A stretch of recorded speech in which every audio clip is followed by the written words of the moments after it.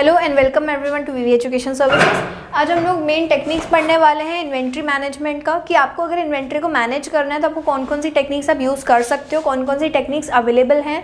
आप अगर प्रोडक्शन कर रहे हो गुड्स का तो आपको इन्वेंट्री तो मेंटेन करनी ही पड़ेगी, इन्वेंट्री ऑफ रॉ मटेरियल हो या मे इट भी inventory of finish good, may it भी inventory of work in progress, है ना। जिस भी चीज़ का आप इन्वेंट्री मेंटेन कर रहे हो उसके कुछ आप लाइक वर्किंग कैपिटल मैनेजमेंट में उसके कुछ टेक्निक्स डिफाइंड हैं, जिनमें से आप कोई भी टेक्निक यूज़ कर सकते हो एज पर योर कंफर्ट। ठीक है, तो हम लोग यहाँ पे 3 पढ़ने वाले हैं, वैसे टोटली 5 या 6 होती है। इस वीडियो में हम लोग फिलहाल 3 ही टेक्निक्स पढ़ने वाले हैं। पहली टेक्निक है determination of stock levels. Stock levels का मतलब क्या होता है कि आपको कितना स्टॉक मेंटेन करना है, ये अपने आप में एक बहुत बड़ा क्वेश्चन होता है। ठीक है, तो वो आप कैसे डिसाइड करेंगे, मतलब आपको देखो ऐसा रहता है कि अपन लोग को पहले से नहीं पता रहता कि कितना कितना डिमांड आने वाला है आपके प्रोडक्ट का। ठीक है, लेकिन फिर भी आपको अपने हिसाब से सही एस्टिमेशन करना बहुत ज़्यादा ज़रूरी है और इसी एस्टिमेशन को आप यहाँ पर आप लोगों को सिखाया जा रहा है। ठीक है, तो आपको 3 चीज़ें यहाँ पर एस्टिमेट करनी है। 3 चीज़ें आपको एक तरीके से रूल्स बनाने हैं कि आप मिनिमम कितने लेवल की इन्वेंट्री रखोगे हर बार।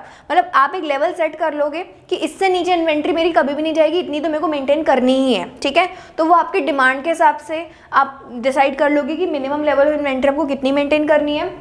दूसरा है रीऑर्डरिंग लेवल। रीऑर्डरिंग लेवल मतलब क्या कि देखो आपने ऑर्डर दिया अगर रॉ मटेरियल का तो वो उसी दिन नहीं आ जाता, आपको ऑर्डर देने के बाद भी कुछ टाइम तक ऑलरेडी एग्जिस्टिंग इन्वेंट्री में ही काम चलाना पड़ता है। तो रीऑर्डरिंग लेवल का मतलब क्या रहता है कि मेरी इन्वेंट्री कौन से लेवल तक पहुँचे उसके बाद मैं ऑर्डर प्लेस करूँ। ठीक है, फॉर एग्जाम्पल अगर मेरा मिनिमम लेवल 5 है, ठीक है, इट्स जस्ट एन एग्जाम्पल, अगर मेरा मिनिमम लेवल 5 है कि मुझे 5 यूनिट्स इन्वेंट्री मेंटेन करनी ही है, ठीक है, तो मैं ऑर्डर कब प्लेस करूंगी वो डिपेंड करता है कि मेरे ऑर्डर को मेरे फैक्ट्री तक आने में कितना टाइम लगता है। ठीक है, फॉर एग्जांपल 3 to 4 डेज लगते हैं, तो मेरे पास जब 10 यूनिट्स बचेंगे मैं तो ही ऑर्डर कर दूंगी ताकि सही टाइम पर मेरा इन्वेंट्री जो है रीफिल हो जाए।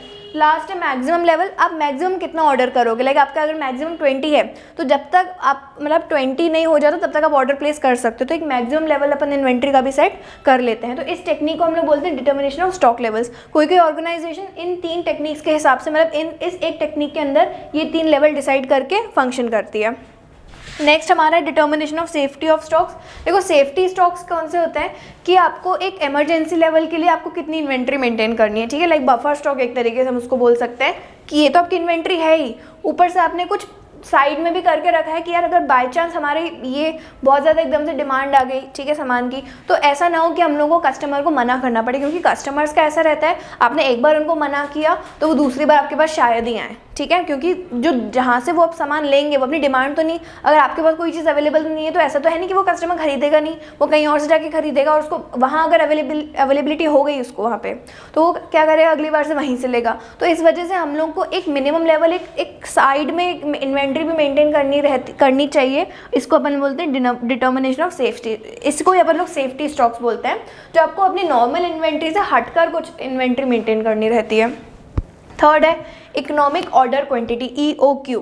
ठीक है, मुझे कितना ऑर्डर प्लेस करना है। ठीक है, ये भी एक बहुत बड़ा सवाल रहता है हर मैन्युफैक्चरिंग कंसर्न का। ये सबसे बड़ा सवाल रहता है कि मैं कितना ऑर्डर करूं, क्योंकि देखो हम लोग को पहले से नहीं पता रहता कि मेरा प्रोडक्ट कितना बिकने वाला है या कितनी ज़्यादा डिमांड आने वाली है, कितनी कम डिमांड आने वाली है, नोबडी नोस। ठीक है, वो पूरा मार्केट कंडीशंस पे डिपेंड करता है। तो कितना ऑर्डर करें इसको निकालने का एक फॉर्मूला दिया हुआ है यहाँ पे। ठीक है, तो EOQ = √2AS/I, जहाँ पर A का मतलब होता है एनुअल कंजम्पशन। आप साल भर में कितना कंज्यूम कर लेते हो। ठीक है, आपको साल भर में कितनी इन्वेंट्री की जरूरत पड़ती है, एनुअल कंजम्पशन।